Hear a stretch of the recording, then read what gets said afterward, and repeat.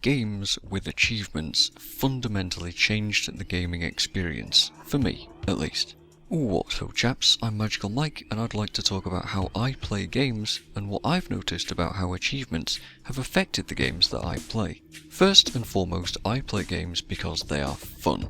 If a game isn't entertaining me, I won't put up with it for very long. The thing is though, fun and entertainment can come in all kinds of different ways.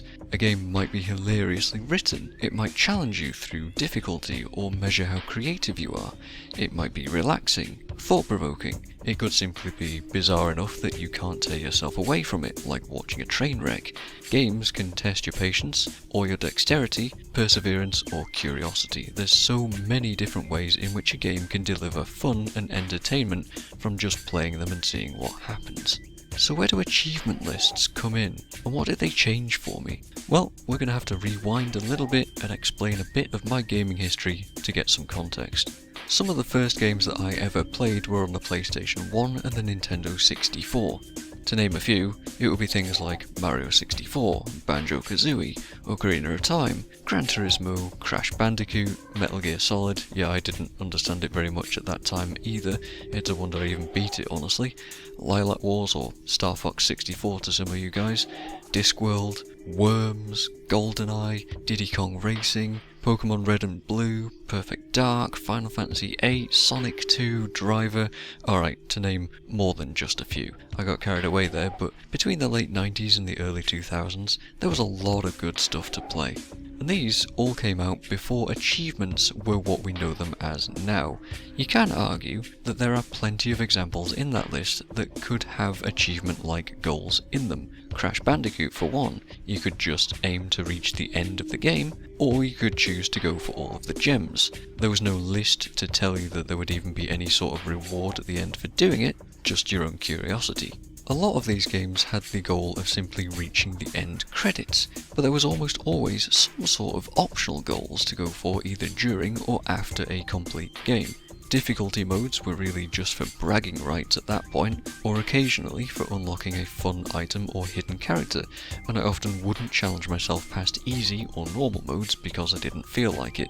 GoldenEye and Perfect Dark's harder difficulties were completely out of the question for me as a kid, and I was perfectly happy with accepting that, even if they did have some fun rewards in the form of cheat codes. Later on, in the mid-2000s, I played Runescape for several years. This was probably the first completely open-ended game that I had played that didn't really have a set end to it. I spent the first few days just wandering around and picking up objects, not having any idea what to do with them or why I was even doing so, treating it more like a point-and-click hidden object game at the time. You really make your own goals in RuneScape, so eventually I learned how to play, got into quests, gearing my character out, leveling my skills, and collecting items, and eventually grinded 5 skills to level 99, those being cooking, woodcutting, firemaking, fletching, and finally magic, for my character MagicalMike 2, the namesake of this channel in fact. These were all ultimately fairly grindy activities. I cooked thousands of lobsters, I chopped tens of thousands of yew logs, I burned almost 100,000 maple logs, etc, etc. You get the idea, they took a long time and were very repetitive.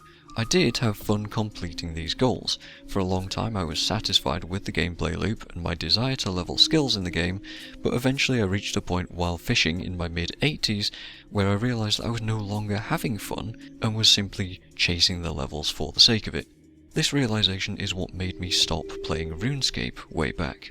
These weren't yet achievements either, simply the core gameplay loop without any sort of contrivances. I did find myself trying to be overly efficient though, and this need to do things the easiest or the most efficient way definitely contributed to losing my sense of wonder while playing RuneScape. Fast forward a few years, and then I'm playing games on Steam, Guild Wars 1, and then later Guild Wars 2.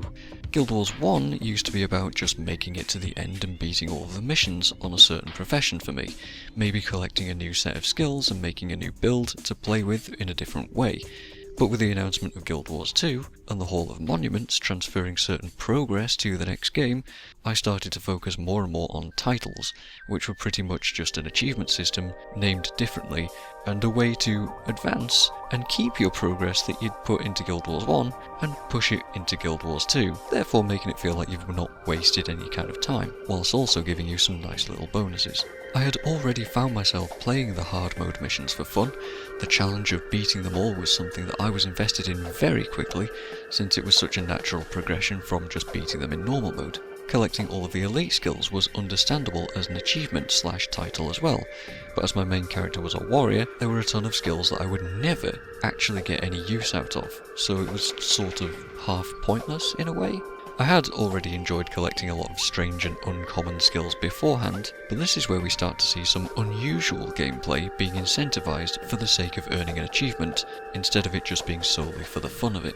And this sort of practice and activity crept in to many of the things that I found fun in the game and pushed them to their limits.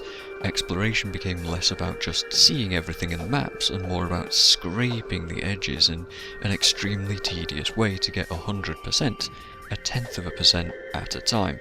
And that went hand in hand with vanquishing, which is killing every single enemy in a map just for a check mark next to it. Not something that you would normally do because there's really no kind of reward to it until they decided that there was.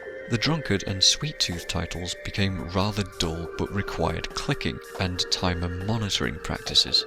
All of the faction titles became required grinds instead of just bonuses to activate in the right areas.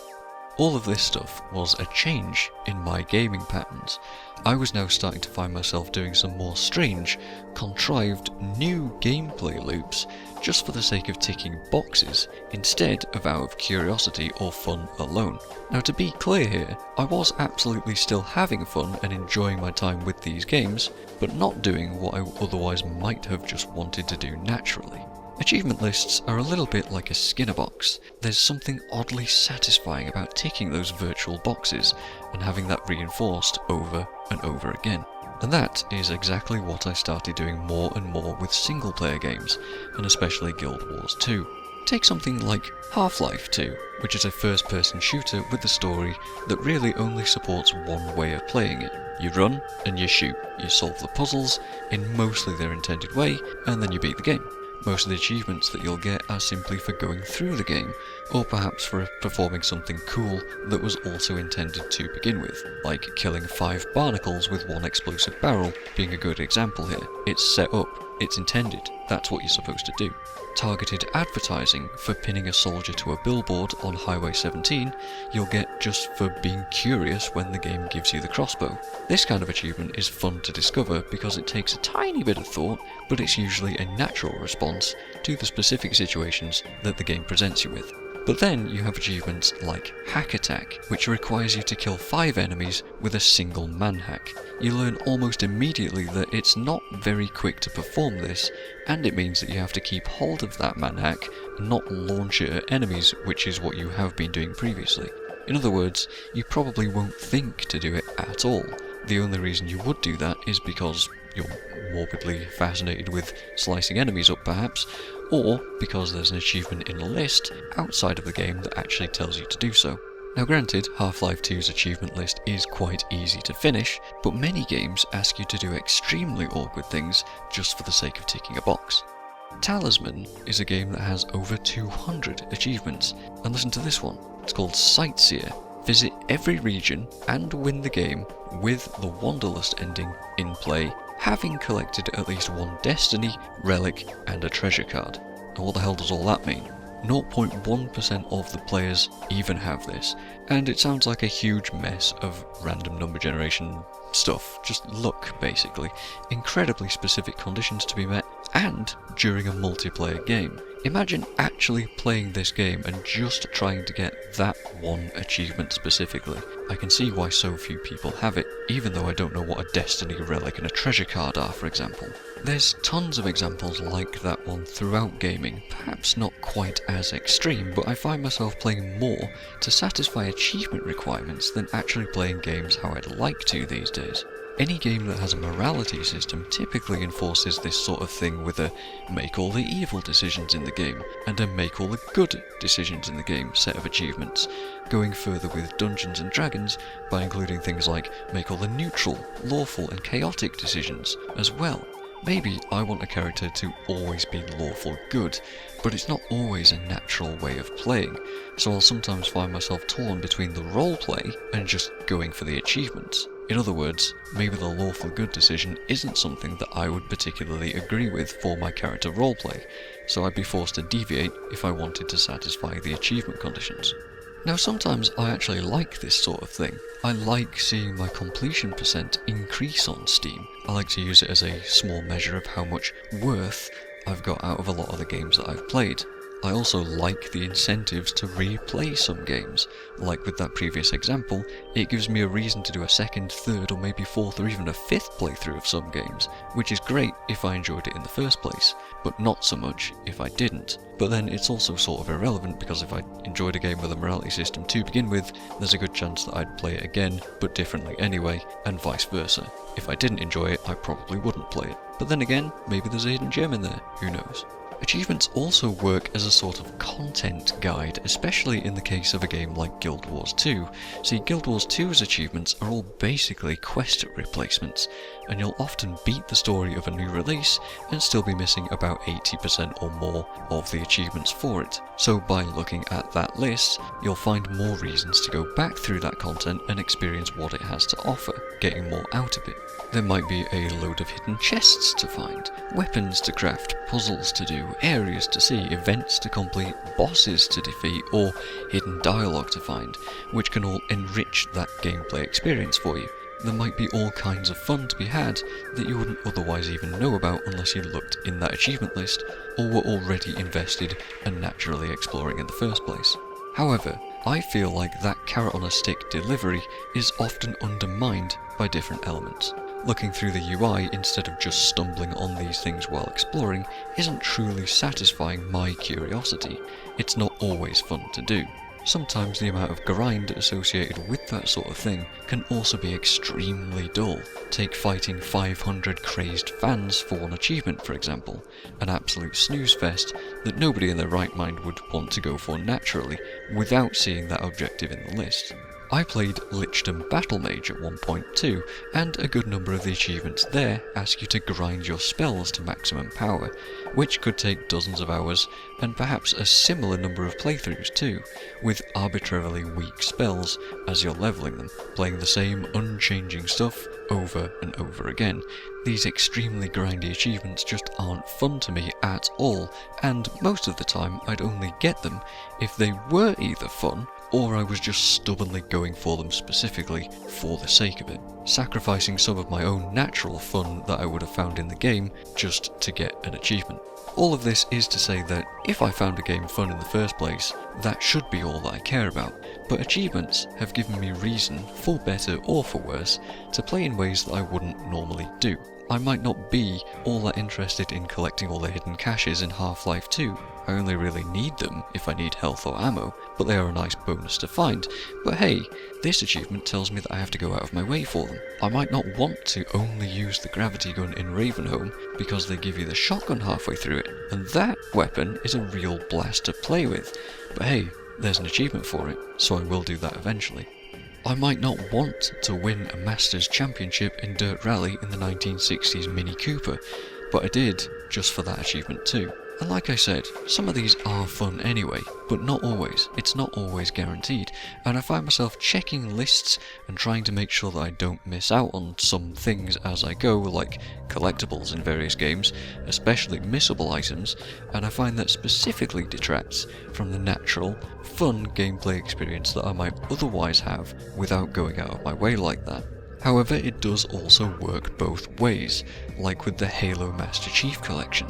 In Reach, I've gone out of my way to grab all of the Easter eggs, clear all of the par scores, and the times, and I've even done the speedrun achievement, Keep Your Foot on the Pedal Gas, which is beating on Legendary in under 3 hours. Now that's a damn hard achievement that I'm quite proud of, and I wouldn't have bothered trying to learn the speedrun for Halo Reach in Legendary if it wasn't labelled specifically as an achievement in the first place. But I had a lot of fun struggling to make up those times and to learn all of the tricks for the speedrun, so it's not all bad. I do enjoy having a list of goals to aim for in some cases.